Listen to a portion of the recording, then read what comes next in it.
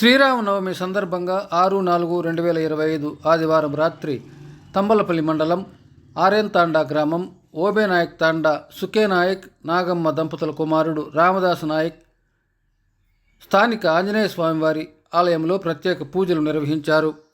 స్వామివారికి ఉన్న మొక్కుబడిని చెల్లించుకొని చాందిని బండి అలంకరించి బత్రిగారిపల్లి కుమారనాయుడు పిల్లనగ్రోవు బృందంచే సాంస్కృతిక కార్యక్రమాలు నిర్వహించారు.